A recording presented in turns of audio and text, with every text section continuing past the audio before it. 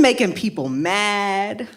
The way I take facts and write them in the sky, make sure the whole world sees, strip them of all impurities. My poems ought to be arrested for indecent exposure. The way they stand outside in the street, naked, unashamed and transparent, my poems be rich. The way they are paid attention, both positive and negative. My Uncle Malcolm said it best.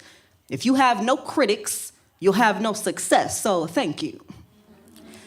To the white people who have called me racist for standing against racism, please stop. My stomach cannot handle any more laughter.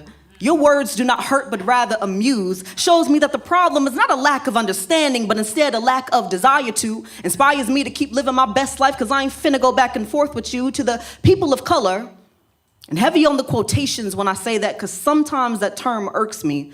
Those who allow their mouths to spill streams of contaminated water when they shout, "What about us?" in the middle of black folks' sentences, or say things like, "Black folks don't support us."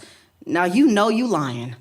Because black skin, especially us women, done been on the front lines for just about every shade there is, only to find the sound of crickets when it's our turn to get a little help. From preaching reparations decade after decade while the pain of others is literally paid attention and money.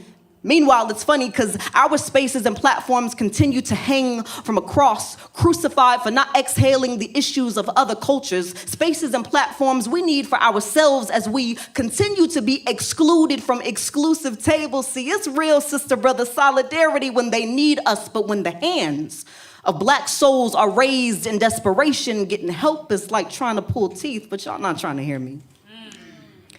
Understand this. I aim to please nobody but the God who gave me this voice. Meaning if no one on this planet ever gave me another round of applause, I would not lose sleep at night. Long as my creator and my man give me a standing ovation, I am good love.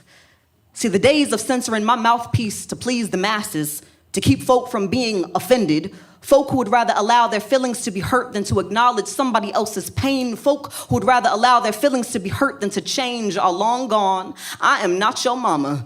You would never catch me spoon-feeding nobody the truth. No, here comes the choo-choo train, blow it till it cools down. No, I serve it to you hot. It is up to you to let it cool down and sink in or get offended and burn your tongue. But my words are graffiti spray painted on buildings that act like they better than the neighborhood. Not made to be pretty, but made to catch your attention. And the minute I've taken them from raw and uncut to cute and acceptable is the minute I've become fake, become sellout, become everything wrong with this world, like how folks will get mad at us for creating our own seats to our own tables, but still never offer us one at theirs. And beware of the ones who say they got you, the ally, or the person whose wokeness starts to become a problem. There is a Judas in every bunch, and I have no problem being like Christ and calling them out. There is no doubt in my mind that this poem will still go over a few heads. This poem will probably have somebody going ham in my comments like Kermit again, but oh well. Ain't it sad that truth almost always feels like an attack when you don't want to be held accountable, but I gives no apology. My words are not a pillow to be fluffed so that you will be comfortable enough to sit down. My words are the fire beneath your behind that should make you want to jump up and say, something is burning. My name is Porsche Veu, aka the Poetic Activist. Thank you.